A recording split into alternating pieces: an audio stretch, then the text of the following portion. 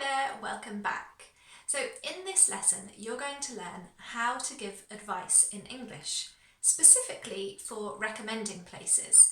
But the phrases that I'm going to teach you can actually work with lots of different types of advice. They are really natural phrases, so grab a pen and get ready to write them down because we're going to learn 7 phrases that you'll love and they'll make your English sound fantastic.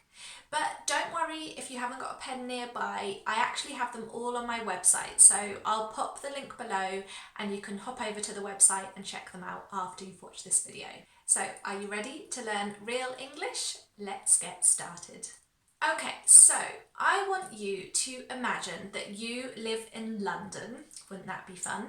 And your friend is asking you to recommend some places to visit. So you can say, make sure you go to Regent's Park, it's a lovely place for a picnic. Okay, so what I want you to focus on is the underlined parts of this sentence. Those are the parts for giving advice or recommending a place, and you don't need to change them, so it's so easy. You're not thinking about grammar or trying to construct the sentence, you just learn it fixed exactly like this. Make sure you go to Regent's Park, or it could be make sure you go on the London Eye, or make sure you visit Covent Garden, whatever you want. And as I said, it doesn't necessarily have to be recommending places. It could be, for example, make sure you subscribe to this YouTube channel. And then we often back it up with a reason. It's a lovely place for a picnic, okay? So it could be, it's a great place to look at the view, or it's a lovely place to have lunch, okay? Structure number 2. Have you been to Primrose Hill yet? Okay, so here we're saying, oh, you haven't done that yet? You should do. Have you been to Primrose Hill yet? A different piece of advice might be, have you been to the doctor yet? You've had that cough for a week. So as I said, great for recommending places, but you can use them for different types of advice as well. Structure number 3 is lovely too. You really should visit Spitalfields Market.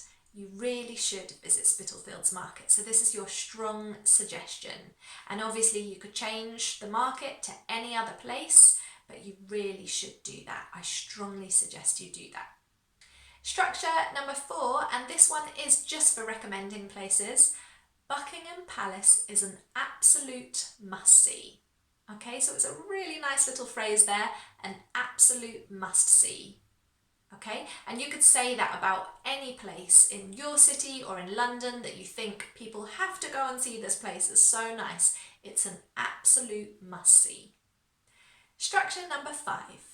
Covent Garden is definitely worth visiting. Covent Garden is definitely worth, and then we've got the ing, visiting. So you could change that for advice. This film is definitely worth watching. This book is definitely worth reading, but make sure that your verb has the ing after worth there, okay? It's definitely worth visiting.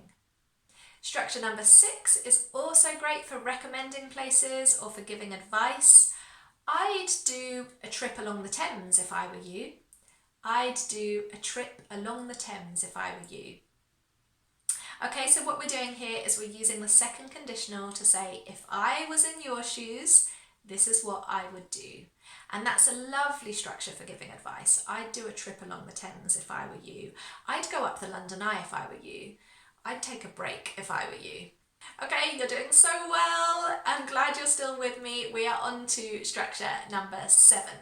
And this one is so natural, I love it. Why don't you do a bus tour? That way you can see all of London. Why don't you? A really nice phrase for giving advice. Why don't you do a bus tour? That way you can see all of London. So you're telling them why it's a good reason. So I might say to you, why don't you subscribe to my YouTube channel? That way you can learn real English with me every week. Okay, good example? So there we go, 7 lovely phrases. I know that I've given you a lot in this lesson, it's a lot to take in, but please don't feel overwhelmed. You can go and look at the phrases again on my website, and you can just choose 3 or even just 2 that you love, and those are going to be the ones that you use, okay? So great for giving advice or for recommending places. Choose your 2 or 3 favourites. Thank you for joining me today. It really does mean a lot. If you've enjoyed this video, if you found it helpful, then please give me a thumbs up or leave me a comment below. I've got lots more videos for you to check out on the channel, so go and have a look at those, and I will look forward to seeing you in the next lesson.